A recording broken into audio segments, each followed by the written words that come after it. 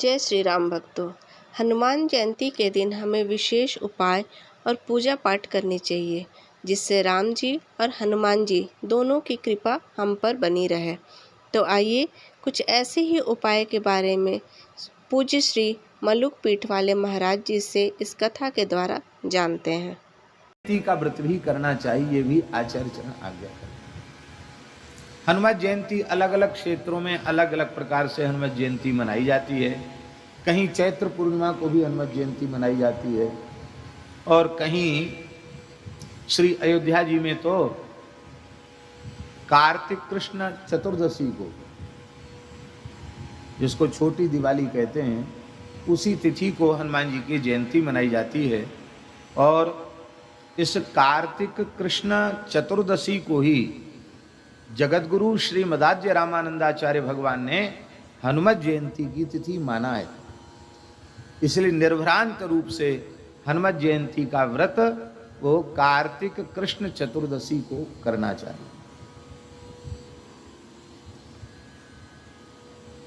हमारे यहाँ पूज्य पहाड़ी बाबा महाराज चैत्र पूर्णिमा को हनुमान जी का उत्सव करते थे, गुरुदेव भगवान खाक चौक में। तो अपने यहाँ दोनों ही मना लेते हैं। गुरु जी मनाते थे तो चैत्र वाला भी मना लेते, अधिकस्य अधिकम फलम।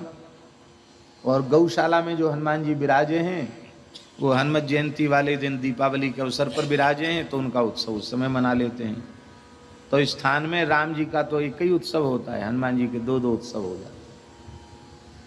तो चैत्र वाला भी कर लेते हैं और कार्तिक वाला भी कर लेते हैं।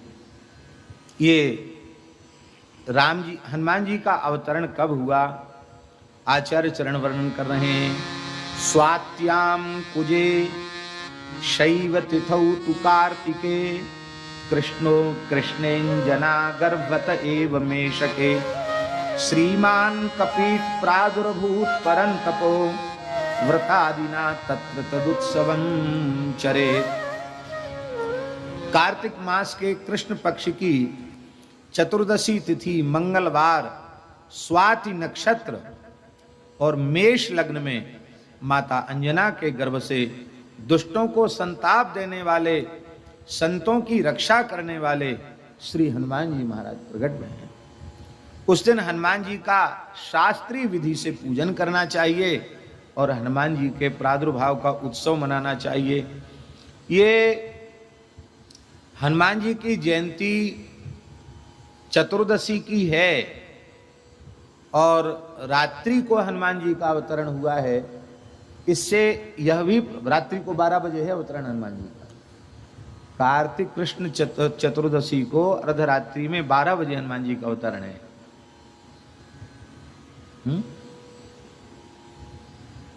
और इसीलिए पूज्य बक्सर वाले महाराज जी ने लिखा, जन्मते जगी जठर की ज्वाल गगन में मारी एक उछाल ग्रसे रवि बाल जान फल लाल आपकी जय हो जय हो जय हो। अंजनी पुत्र पवन सुत वीर आपकी जय हो जय हो जय। इसकी संगति भी बैठ जाती है। हनुमान जी को जन्म से ही भूख लगी, रात्रि को 12 बजे तो प्रकट हुए थे और सवेरे सूर्योदय हुआ और उस दिन ग्रहण भी था।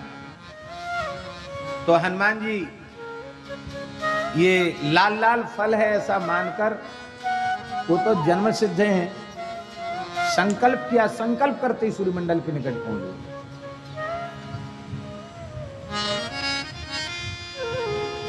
और उसी समय राहु भी आक्रमण कर रहा था, अमावस्या तिथि है, ग्रहण था। तो राहु ने देवराज इंद्र से कहा, महाराज ये अमावस्या को तो हमारा आहार सूर्य को आहार के रूप में निश्चित किया है, तो ये कौन नया तेजस्वी एक दिव्य बालक आ रहा है ये सूर्य को ग्रास बनाने के लिए। तो देवराज इंद्र वो आए तो ऐरावत कोई फल मान करके हनुमान जी दौड़े। तब उन्होंने वज्र का प्रहार किया। हनुमान जी संपूर्ण अस्त्र शस्त्रों के से अवध्य हैं, साक्षात भगवान सदाशिव हैं, पर वज्र अमोघ अस्त्र है, उसका थोड़ा आदर करना चाहिए। तो ठोड़ी पर हनुमान जी ने उसको स्थान दिया। थोड़ी ठोड़ी टेढ़ी हुई, हनु हो गई, हनुमान हो गए। इस प्रकार से ये लिखा है। और हनुमान जी नित्य मुक्तात्मा हैं, नित्य साकेत धाम में श्री सीताराम जी की सेवा में निरंतर रहते हैं। किंतु जब भगवान धरती पर अवतार लेते हैं तो कार्तिक कृष्ण चतुर्दशी को अंजना के गर्भ से वे प्रकट होते हैं। शिव पुराण में शिव जी के जो 88 अवतार हैं, उन अवतारों में श्री हनुमान जी को शिवावतार कहा गया। वायु पुराण में भी कहा गया है। स्वाति नक्षत्र है, मेष लग्न है। वायु पुराण में लिखा है, आश्विनस्यासिते पक्षे स्वात्याम भौमे च मारुति मेष लग्नेन जना गर्भात स्वयं जातो हर शिवा। कार्तिक मास के कृष्ण पक्ष में स्वाति नक्षत्र में मंगलवार के दिन मेष लग्न में अंजनी के गर्भ से स्वयं शिव ही हनुमान जी के रूप से प्रकट हुए। अगस्त्य संहिता में लिखा है, ऊर्जे कृष्ण चतुर्दश्याम भौमे स्वात्याम कपीश्वरः मेषे लग्नेन जना गर्भात् स्वयं प्रादुर्भूतो शिवः। स्वयं शिव जी ही प्रकट हुए। आनंद रामायण के अनुसार वो जो हविष्य प्रकट हुआ था चरु, उस चरु को चील लेकर के उड़ गई थी और अंजना जी तपस्या कर रही थी। उनके आंचल में उस दोने को गिरा दिया और आकाशवाणी की आज्ञा से अंजना जी ने उसे ग्रहण कर लिया। तो चैत्र पूर्णिमा को हनुमान जी का अवतरण हुआ, ऐसा आनंद रामायण में लिखा है। तो कल्प भेद से वो भी ठीक है। महाचैत्री पूर्णिमायाम समुत्पन्नोंजनी सुतः वदंती कल्प भेदेन बुधा इत्यपि केचन। ये कल्प भेद से, ये बात स्वयं आनंद रामायण में लिखी है, दोनों ही प्रचलित हैं। इस बार ललितपुर में सतुआ बाबा के समायोजकत्व में श्री मुरारी बापू जी की राम कथा हो रही थी। हम भी 2 घंटे के लिए एक दिन गए थे। वहां एक बात हमें श्री मुरारी बापू जी की बहुत अच्छी लगी, उस बात को हम निवेदन करना चाहते हैं। उन्होंने कहा कि देखो,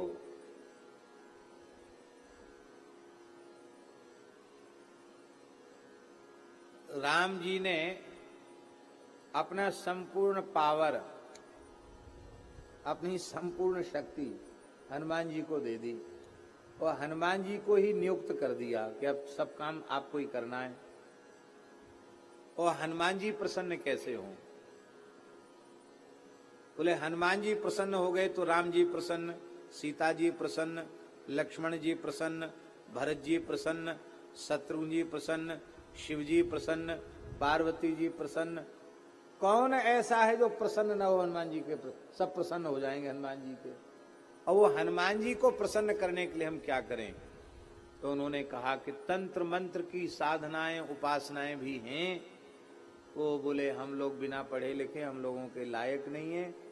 हमने तो इतना ही समझा है कि हनुमान जी को प्रसन्न करने के लिए कम से कम 5 दोहा, और 5 दोहा न हो सके तो 1 दोहा रामचरितमानस की पंक्तियों को प्रेम से गाकर इस भाव से सुनाना कि हनुमान जी सामने बैठकर सुन रहे हैं।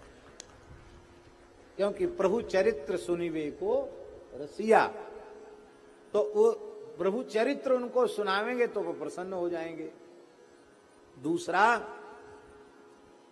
हनुमान जी सामने विराजे हैं, ये मानकर हम ज्यादा से ज्यादा सीताराम सीताराम करें, राम राम करें या सीताराम सीताराम करें, जो आपका मन हो।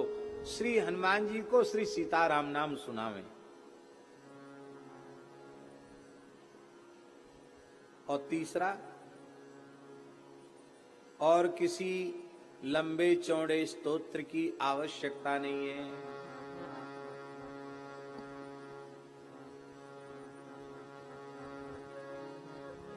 बोले हनुमान जी की स्तुति सबसे बढ़िया, तुलसीदास जी कृत स्तुति।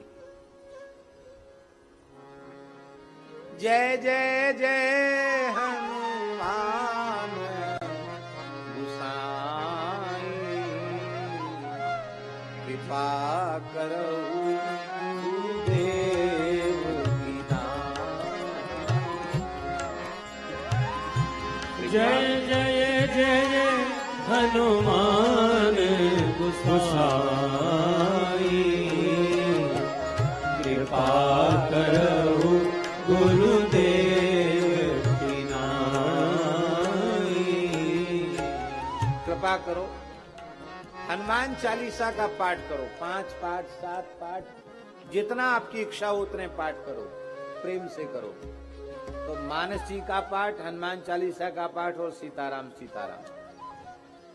और एक बात उन्होंने और कही, मान लो कोई ये कहे कि हम तो बिल्कुल निरक्षर भट्टाचार्य हैं, हमको ना हनुमान चालीसा आता है ना मानस जी आती, वो कोई चिंता की बात नहीं, केवल राम राम करो। वो हनुमान जी सुन रहे हैं, हनुमान जी राजी हो रहे हैं, बस ये चिंतन करो, ध्यान करो, इतने से भी बात बन जाएगी। इस तरह के आशय की बात उन्होंने कही थी। उनके कहने का तरीका अपने ढंग का है, हमने उन्हीं के भावों को अपने ढंग से व्यक्त किया है। बहुत अच्छी बात लगी। वाल्मीकि रामायण का एक प्रसंग, राम रावण युद्ध हो रहा था और उस युद्ध में रावण जब द्वंद्व युद्ध करने आया तो वानरों में विषाद छा गया। रावण विशालकाय रथ पर चढ़ा हुआ है, राम जी पैदल सैनिक की तरह जमीन पर खड़े हुए हैं, कैसे युद्ध होगा। तो वानरों को उदास देखकर श्री हनुमान जी ने रघुनाथ जी को प्रणाम किया।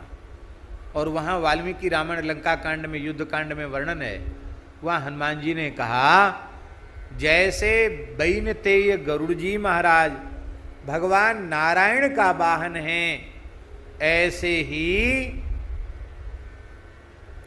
मैं आपका वाहन हूं। क्या कहा हनुमान जी ने? जैसे गरुड़ जी भगवान के वाहन है, नारायण भगवान के वाहन है, ऐसे ही मैं आपका वाहन हूं। तो आप इन वानरों को प्रसन्नता प्रदान करने के लिए मेरा उपयोग कीजिए, आप मेरे कंधे पर विराजिए और इस रावण से युद्ध कीजिए।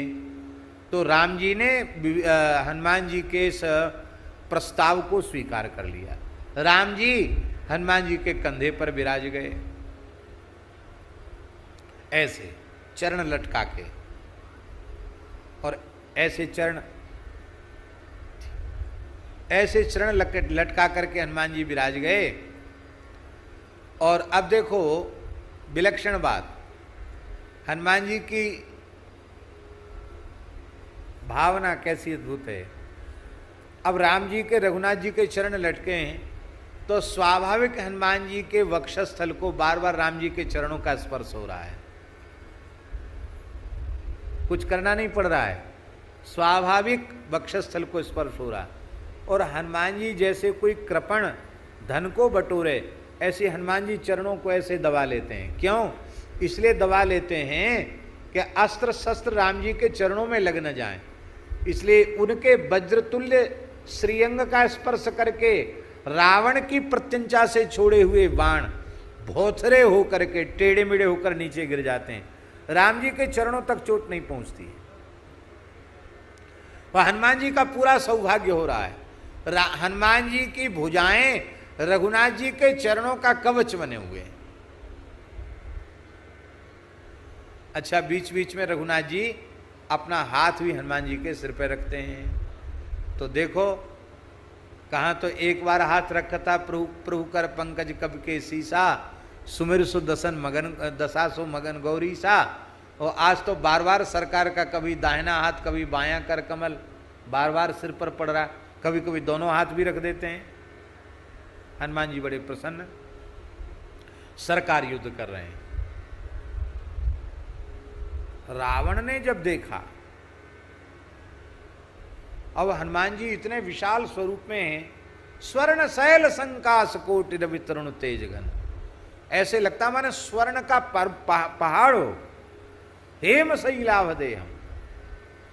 अब रावण तो रथ पे बैठ के अपनी शान बघार रहा था कि मैं इतने ऊंचे रथ पे बैठा हूं, और रावण तो नीचे हो गया, हनुमान जी ऊपर हो गए। रावण ने करे, इसने तो हमारी बड़ी बेइज्जती करी। सबसे खतरनाक बानर यही है, ये समुद्र छलांग लगा के कूद के ना आता, जानकी जी का पता न लगाता, लंका में आग न लगाता, तो ये समस्या आनी ही नहीं थी। ये विपत्ति का बीज तो यही है। तो इतना उसको क्रोध हुआ, रावण को इतना क्रोध हुआ कि रावण ने कहा कि आज कुछ भी हो जाए, इस बानर को मैं अवश्य दंडित करूंगा, इसको मैं समाप्त करूंगा। हम इस अंश में बोल रहे हैं मुख विकट।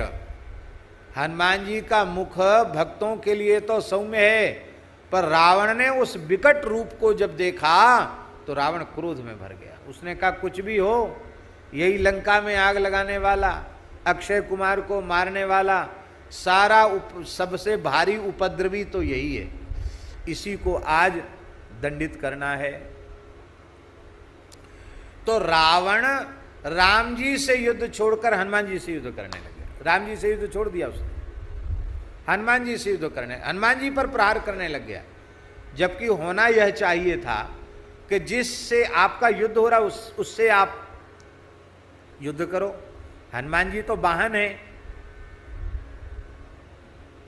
हनुमान जी तो वाहन है, पर वो सवार से न लड़कर, योद्धा से न लड़कर हनुमान जी से लड़ने लग गया। हनुमान जी अपने कौशल से उसके अस्त्र शस्त्रों को बचा रहे हैं। ऐसे हो जाते, ऐसे हो जाते हैं। अणिमा, महिमा, लघिमा, गरिमा, ये सब सिद्धियां हनुमान जी को हैं। कभी इतने छोटे हो जाते हो बाण ऊपर से निकल, कभी ऊपर चले जाते हैं। रावण को थका लिया उन्होंने। रावण बोला अरे भाई विचित्र बंदर है, हम कितनी तपस्या किए, कितना अस्त्र शस्त्र प्राप्त किए हम, और ये सब व्यर्थ चला जा रहा है। आकाश में देवता हंस रहे हैं और मेरी कुछ भी नहीं चल पा रही है। अंत में रावण को भयंकर क्रोध आया। तब अमोघ 3 बाण उसके पास थे, तपस्या से प्राप्त बाण। उसने उन बाणों को निकाला, मंत्र पढ़कर अभिमंत्रित किया, आमंत्रित करके वे अमोघ बाण हनुमान जी के ऊपर प्रयोग करके छोड़े। अब वो तो अमोघ थे, उनको तो अपना कार्य करना ही था। पर श्री हनुमान जी वज्र देह हैं, वज्र देह दानव दलन, जय जय जय कपी शूर, वज्र देह हैं। इसलिए वे अमोघ 3 शक्तियां वो भी हनुमान जी के श्रीअंग में घुस नहीं सकी, वो ऐसी यहां ललाट में घुसी 3 क्रमशः, और वो भीतर तक धस नहीं पाई। जैसे कोई कांटा वांटा कोई तिनका लग जाए, ऐसे चट से कोई तोड़ के फेंक दे। हनुमान जी ने बाएं हाथ से ऐसे निकाला उनको कांटे जैसा, ये हाथ से ऐसे तोड़ के उनको ऐसे फेंक दिया। ओहो, इतनी तपस्या से प्राप्त शक्तियां भी व्यर्थ हो गईं। ये बानर है कि बवाल, ये बड़ी समस्या है। लोग कई बार कह देते हैं बाबा है कि बवाल, तो बाबा है कि बवाल तो पता नहीं, पर यहाँ बानर के बारे में, हनुमान जी के बारे में रावण को ऐसा हुआ कि बानर है कि बवाल है, कुछ भी हमारी दाल गल नहीं रही है। ये तो रावण ने सोचा।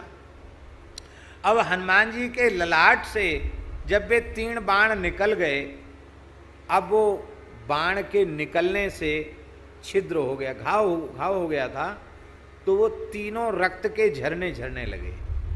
ललाट से रक्त की धाराएं बहने लगीं और उस रक्त से रघुनाथ जी के चरणों का अभिषेक होने लग गया।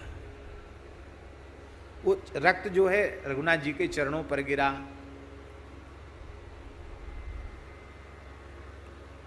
लोग कहते हैं कि तुम चिंता ही मत करो, हम तुम्हारे हैं ना प्रेमी नेमी।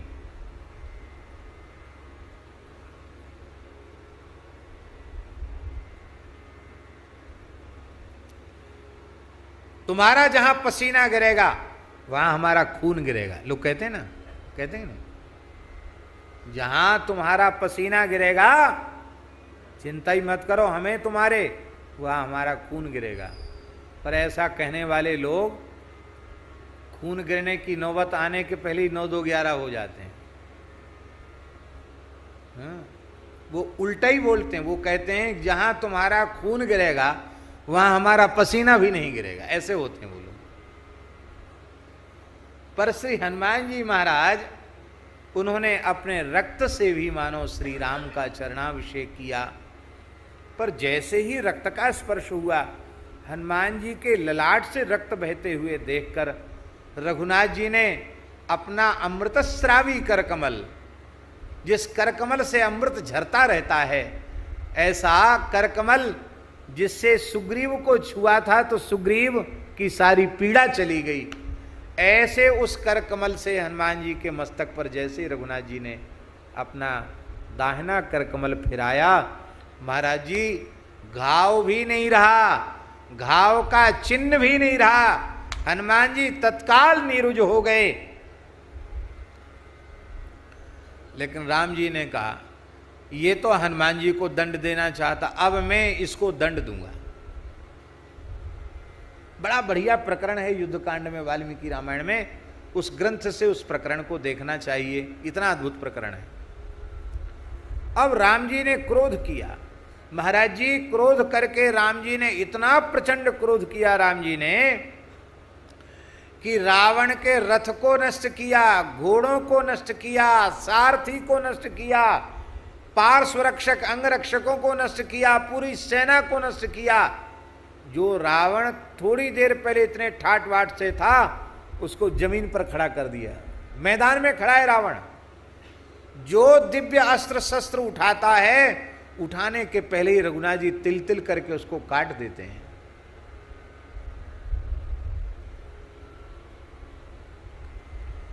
ऐसी दशा में रावण को राम जी ने पहुंचा दिया कि रावण को लगा कि अब हमारा प्राणांत है, अब हम बचने वाले नहीं। उसको निश्चित हो गया मैं अब बचूंगा नहीं। रावण ने अपने भीतर से पक्का कर लिया कि मैं मर ही जाऊंगा, अब नहीं छोड़ेंगे। पर मन ही मन रावण विचार करने लग गया कि मारीच जो मेरा मामा लगता था, उस मारीच ने कहा था एष विग्रहवान रामो विग्रहवान धर्मः। ये मारीच के शब्द हैं। मारीच ने कहा था राम जी मूर्तिमान धर्म हैं, तो मुझे तो धर्म कहीं दिखाई नहीं पड़ता। मेरा कवच छिन्न भिन्न हो गया, मेरे अस्त्र शस्त्र समाप्त हो गए, मेरे धनुष की प्रतिंचा टूट गई, तर्कस समाप्त हो गया, मैं निहत्था हो गया, मेरा कोई सहयोगी भी नहीं बचा, और मुझ निहत्थे के ऊपर राम जी प्रहार करते चले जा रहे हैं। ये तो धर्मशीलता नहीं है। भले अपना शत्रु ही क्यों ना हो, इस अवस्था में पहुंच जाए तो धर्म की दृष्टि कहती है कि उसको तुम लड़ने का अवसर दो। भाई तुम दूसरा कवच धारण करो, द्वारा अस्त्र शस्त्र उठाओ, फिर लड़ो। ये तो धर्म युद्ध हुआ, और ये तो प्रत्यक्ष धर्म है। तो धर्म विग्रह श्री राम के द्वारा अधर्म क्यों हो रहा है? रावण के मन में ये बात आई। रावण ने सोचा मेरी दृष्टि ही मलिन है, राम जी की क्रिया में अधर्म स्वप्न में भी संभव नहीं। ये है बैरियू राम बड़ाई करें। रावण का हृदय भी ये स्वीकार करता है कि राम जी की कोई क्रिया धर्म विरुद्ध हो नहीं सकती है। फिर राम जी इस अवस्था में मेरे ऊपर प्रहार क्यों कर रहे हैं? तो रावण की समझ में आ गया कि टूटे हुए धनुष के टुकड़े से मैं आत्मरक्षा कर रहा हूँ। धनुष तो काट दिया था राम जी ने उसका, वो टूटा हुआ टुकड़ा था, उसी को रावण ऐसे ऐसे घुमाकर अपने को बचा रहा था। उसकी समझ में आ गया कि जब तक जीव कुछ भी अपनी रक्षा का प्रयास करता है तब तक सरकार कृपा नहीं करते हैं। इसलिए मुझे ये भी अस्त्र है ना, अस्त्र किसको कहेंगे?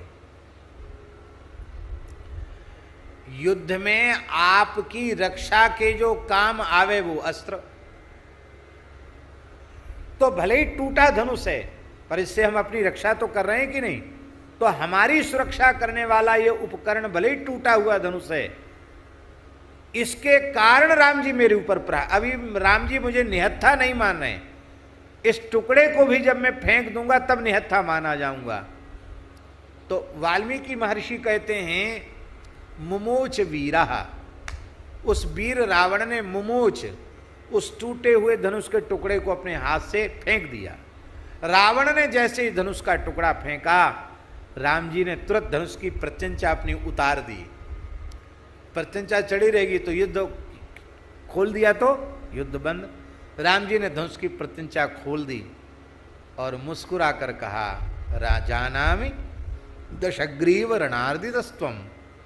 हे दशग्रीव, मैं जानता हूं आज के युद्ध में आप बहुत श्रमित हो गए। मन में पीड़ा नहीं करना, दुख नहीं करना, युद्ध में तो ऐसा होता ही रहता है। जाओ विश्राम करो, कुछ सुंदर आहार लो,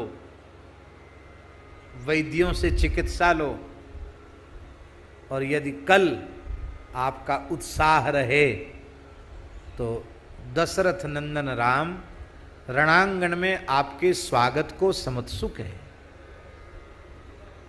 रावण पर तो लाखों घड़ा पानी पड़ गया।